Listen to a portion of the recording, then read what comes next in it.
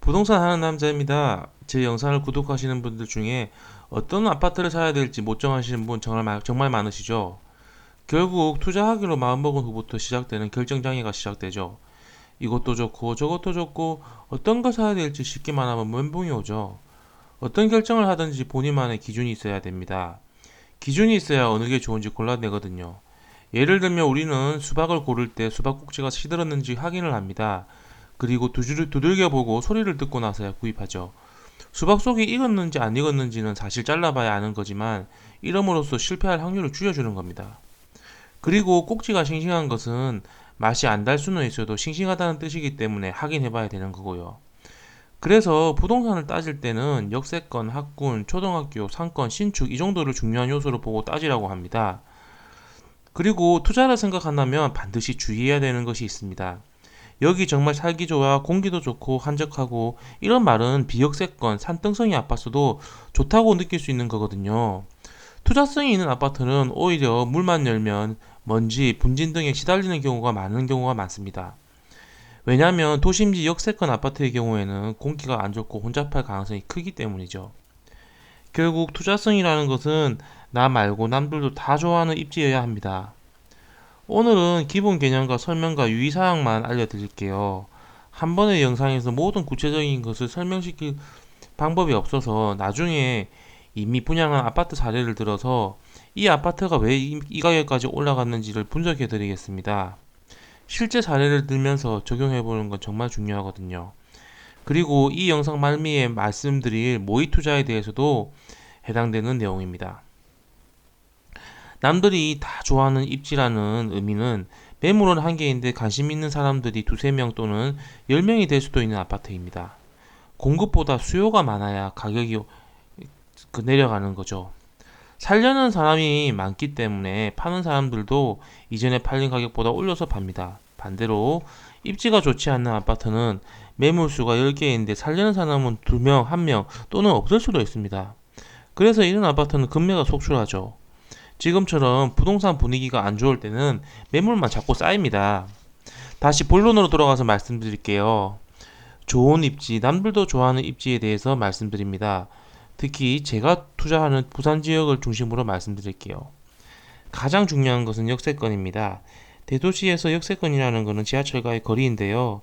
대도시에서 지하철이 중요한 이유는 차로 이동하는 것이 힘들기 때문입니다. 출퇴근 시간에는 막히죠. 그리고 신호도 많습니다. 또 운전자도 운전이 험한 편이고요. 지하철 거리를 따지실 때는 물리적인 거리만 따지시면 안 됩니다.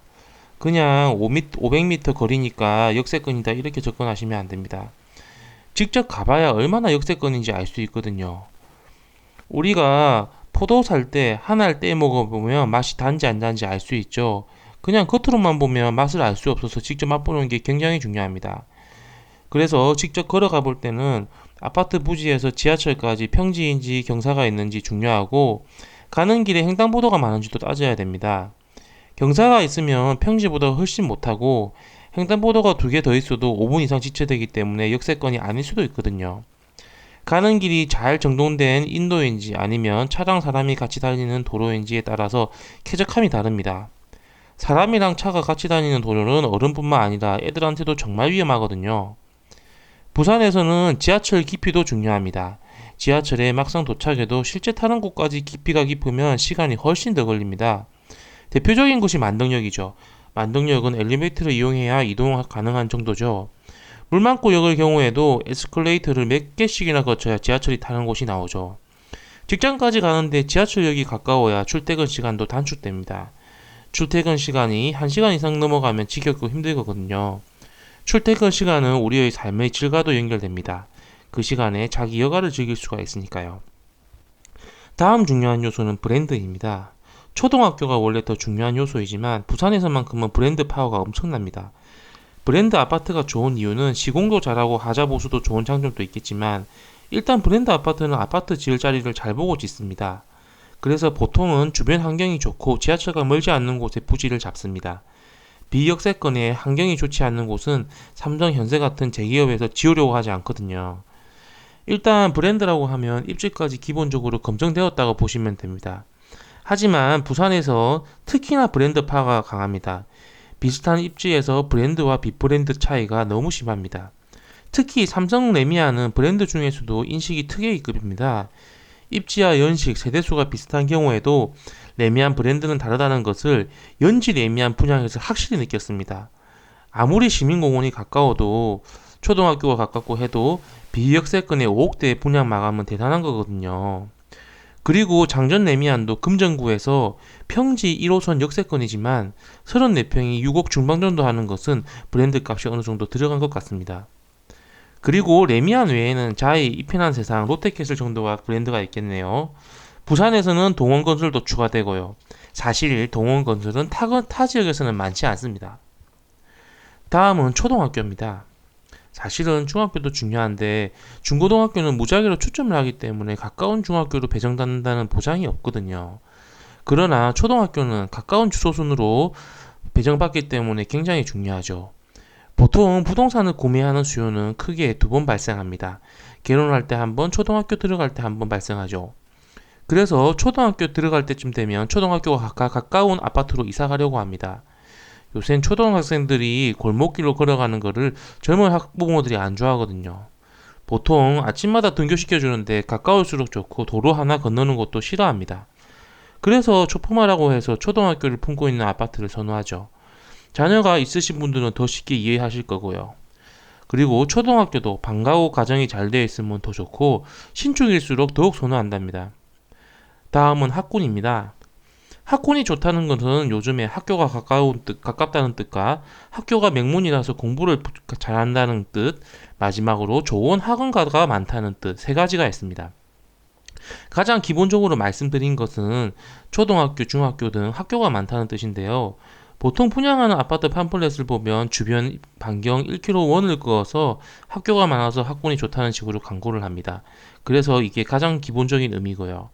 다음은 특정 학교에서 자사고 외교 진학이 많다든지 고등학교의 경우에 의대, 서울대 진학이 많은 학교를 선호합니다.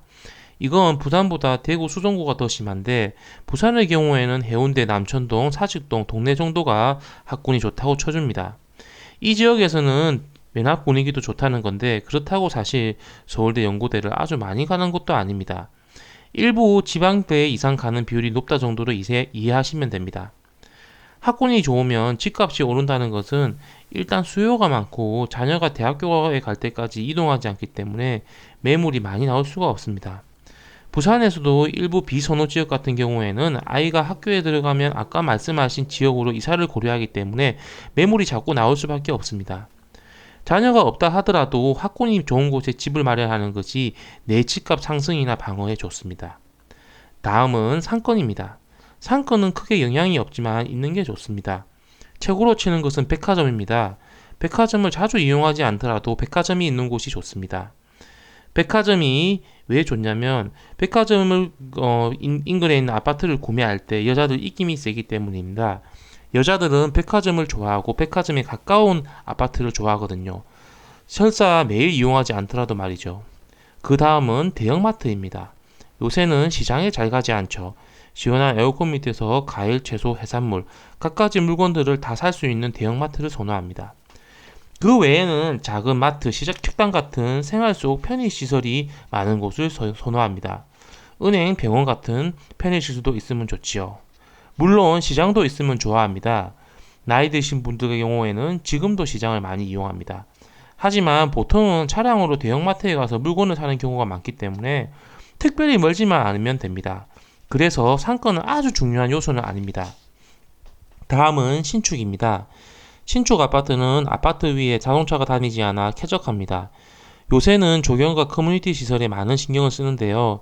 헬스장, 골프장은 물론이고 사우나, 게스트룸, 심지어 수영장까지 있는 경우도 있습니다.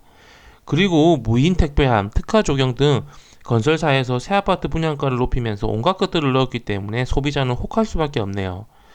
구축 아파트에 살다가 신축 아파트 조경을 보거나 커뮤니티 시설을 보게 되면 너무 좋게 보이거든요. 다만 요새는 신축이라는 이유로 분양가를 너무 높게 분양해서 아쉽기는 합니다.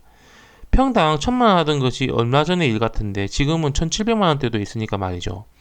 신축은 그리고 젊은 사람들이 선호합니다. 구축보다 살기 편한 데다가 부동산으로서의 상승 여력이 크니까요. 다음은 조망입니다. 기본적으로 아파트에 살면 앞동을 보시고 사는 게 보통입니다. 하지만 탁 트인 조망이 나올 경우에는 다른 동보다 몇 천 더 비싼 경우가 많습니다. 조망이 좋다는 것은 대부분 일조도 유리합니다. 왜냐면 앞에 가리는 것이 없으니까요. 그리고 산 조망도 인기가 많고 도심 조망도 인기가 많습니다. 하지만 부산에서 바다 조망이 최고로 쳐주면서 돈 가치가 굉장히 높습니다. 그 중에서도 따지자면 강안리 바다가 제일 인기가 좋은데 강안대교가 보이는지 안 보이는지에 따라서 가격이 크게 달라집니다. 그 다음으로는 해운대 바다 조망입니다. 해운대 바다도 그냥 바다를 보는 조망보다 바다와 동백섬 쪽 건물까지 보이는 조망을 더 쳐줍니다. LCT 같은 경우에도 바다만 보는 조망보다 동백섬 쪽 조망이 더 피가 많습니다. 왜냐하면 바다만 보는 것은 건물이 있는 것보다 밤에 더 이쁘거든요. 건물이 있는 것이. 바다가 보이는 영구 조망은 비쌀 수밖에 없습니다. 왜냐하면 강안리나 해운대 쪽은 바다 쪽에 아파트를 지을 수 있는 공간이 거의 없기 때문이죠. 지금까지 말씀드린 요소들은 어떤 아파트를 살 때 고려해야 될 중요한 요소입니다. 이 중에서 역세권이 가장 중요하며 학군 브랜드 초등학교는 그 다음으로 중요합니다. 그리고 마지막으로 상권은 가장 덜 중요하고요. 하지만 아파트 두 개를 비교할 때는 이 외에도 고려할 것들이 너무 많습니다. 그럴 때는 아파트 건물 껍데기를 제외하고 그 아파트가 위치한 현재 땅 가격만 한번 생각하는 것도 도움이 됩니다. 건물이 노후되면 땅값만 많기 때문에 결국 입지는 땅값이기 때문입니다. 현재 가격이 아닌 미래 가치를 생각해서 더욱 비싼 경우도 있습니다. 예를 들면 대전에 호수공원이 생길 갑천 쪽은 아파트가 피가 3억 정도 붙었는데 지하철이 가지 않아도 호수공원이 있기 때문에 비싸기 때문입니다. 하지만 아파트 분양할 때는 미래 호재를 너무 띄우기 때문에 미래 가치보다는 현재 가치만으로 충분히 따져보는 것이 좋습니다. 마지막으로 위에서 말씀드린 것들은 기본 이론이라고 생각하시면 됩니다. 기본 이론이 갖춰지면 네이버 지도를 켜서 아파트 시세를 확인하셔야 되는데요. 1호선 지하철부터 500m 거리 이내에 있는 아파트 시세를 한 번씩 확인해 보시길 바랍니다. 시계를 확인하기 전에는 마음속으로 먼저 시세를 짐작해 봅니다. 그리고 나서 인터넷으로 확인을 하는데 확인을 할 때 내가 생각했던 금액보다 많이 차이 날 때 그 이유를 한번 알아봅니다. 예를 들면 내가 알고 있는 학군, 상권 이런 거 외에도 다른 가격에 작용하는 요소가 있을 수가 있거든요. 그 예로 시장이 있는 아파트가 시장에 돈 많은 자영업자들이 부자가 많아서 이 아파트 가격을 높여주는 경우도 있습니다. 또는 내가 보는 위치로서는 별로인 위치에도 그 지역에서 제일 좋은 아파트, 소위 대장 아파트라서 생각보다 비싼 경우도 있습니다. 1호선 지하철 인근 아파트 시세 맞추기가 끝나면 2호선도 한번 해봅니다. 한 번에 다 하려면 지겹기 때문에 시간이 날 때마다 조금씩 해보는 걸 추천합니다. 지하철 인근 아파트 시세 맞추기를 하다 보면 점점 아파트 시세에 대한 감이 생기게 됩니다. 이렇게 하다 보면 어디가 부촌이고 어디가 얼마나 비싼지 꿰뚫게 되는데 지하철 아파트도 실제로 그렇게 많지 않습니다. 천천히 시간을 들여 공부하신다면 서서히 실력이 느실 겁니다. 이상 부동산 하는 남자였습니다. 여러분 부자 되세요.